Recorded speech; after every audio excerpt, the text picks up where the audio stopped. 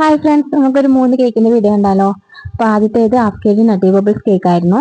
അപ്പൊ നമ്മുടെ കഴിഞ്ഞ വീഡിയോയിൽ ബെൻഡോ കേക്ക് ചെയ്തിരുന്ന കസ്റ്റമർക്ക് വേണ്ടി തന്നെയാണ് ഈ half K G nutty bubbles കേക്കും ചെയ്യുന്നത്. അപ്പൊ എപ്പോഴത്തെയും പോലെ പാലും ബൂസ്റ്റും മിൽക്ക് മെയ്ഡും ഒക്കെ ഉള്ള സിറപ്പാണ് നമ്മൾ സ്റ്റോക്ക് ചെയ്യാൻ വേണ്ടി എടുത്തിട്ടുള്ളത്. പിന്നെ ഫില്ലിങ്ങിനായിട്ട് ബൂസ്റ്റിനടുത്ത് ചോക്കോ ചിപ്സ് ഇതൊക്കെ കൊടുക്കുന്നുണ്ട്. എൻ്റെ അടുത്ത് കുറച്ച് പേരൊക്കെ ചോദിച്ചിട്ടുണ്ടായിരുന്നു എങ്ങനെയാണ് ഇത്തിരി ഓർഡേഴ്സ് ഒക്കെ കിട്ടുന്നത്, കുറച്ച് ഓർഡർ എനിക്ക് തരാമോ എന്നൊക്കെ. അപ്പൊ ആദ്യമൊക്കെ ഞാനും നിങ്ങളെപ്പോലെ ഇതുപോലെയൊക്കെയാണ് ചിന്തിച്ചിരുന്നത്. അപ്പൊ സ്റ്റാർട്ടിങ്ങിലൊക്കെ ഞാനും വിചാരിക്കുമായിരുന്നു എനിക്കെങ്ങാണ് ഇതുപോലെ ഒരു വലിയ ഫ്രിഡ്ജ് വാങ്ങാനും അതിൽ നിറയെ കേക്ക് വെക്കാനൊക്കെ പറ്റുവാന്ന്.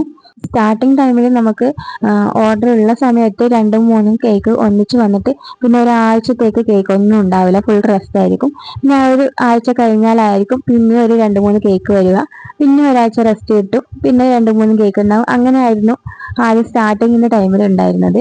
പിന്നെ റിലേറ്റീവ്സും ഫ്രണ്ട്സും ഒക്കെ സ്റ്റാറ്റസ് ഇട്ടിട്ടും നമ്മൾ കാണുന്നവരോടൊക്കെ ഇങ്ങനെ എന്താ ചെയ്യുന്നതെന്ന് ചോദിക്കുമ്പോൾ കേക്ക് ചെയ്യുന്നുണ്ടെന്ന് പറഞ്ഞിട്ട് നമ്മുടെ വിസിറ്റിംഗ് കാർഡും കാര്യങ്ങളൊക്കെ കൊടുത്തും, പിന്നെ നമ്മുടെ കയ്യിൽ നിന്ന് കേക്ക് വാങ്ങുന്ന കസ്റ്റമർ വേറെ ആൾക്ക് നമ്മുടെ കോണ്ടാക്ട് നമ്പറൊക്കെ കൊടുത്തിട്ട് അങ്ങനെ കേക്ക് ഓർഡേഴ്സ് വരാറുണ്ട്.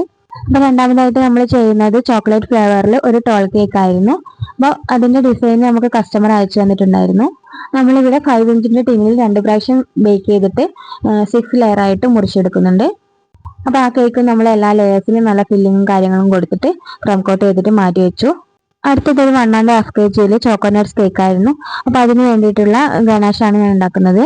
അപ്പൊ അതിന് വേണ്ടിയിട്ട് 120 ഗ്രാം മെലോന്റെ ഡാർക്ക് കോമ്പൗണ്ട് എടുക്കുന്നുണ്ട്, 100 ഗ്രാം ഫ്രഷ് ക്രീമും ഒരു പീസ് ബട്ടറും എടുക്കുന്നുണ്ട്. നമ്മൾ ഫ്രഷ് ക്രീം എടുക്കുന്നില്ല എന്നുണ്ടെങ്കിൽ വിപ്പിംഗ് ക്രീമും എടുക്കാം, പക്ഷെ വിപ്പിംഗ് ക്രീം ഫ്രഷ് ക്രീമിന്റെ അത്രയും അളവ് വേണ്ട. 120 ഗ്രാം ചോക്ലേറ്റ് ആണ് എടുക്കുന്നതെങ്കിൽ 60 ഗ്രാമാണ് ഞാൻ വിപ്പിംഗ് ക്രീം എടുക്കുന്നത്. ഫ്രഷ് ക്രീം ആയതുകൊണ്ടാണ് ഇവിടെ കൂടുതൽ എടുത്തിട്ടുള്ളത്.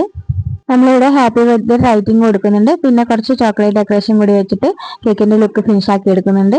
Half K G nutty bubbles കേക്കിൽ നമ്മൾ ബബിൾസ് ഇട്ട് കൊടുത്തിട്ട് നെയിം എഴുതി കൊടുത്തിട്ട് അതിലും 2 ചോക്ലേറ്റ് വെച്ചിട്ട് അതിന്റെ ലുക്കും ഫിനിഷ് ആക്കി എടുക്കുന്നുണ്ട്. അപ്പൊ ഇത് 1 kg വെയിറ്റ് വരുന്ന ചോക്ലേറ്റിലെ ടോൾ കേക്ക് ആയിരുന്നു. ഇതിന്റെ മോഡൽ കസ്റ്റമർ അയച്ചു തന്നിട്ടുണ്ടായിരുന്നു.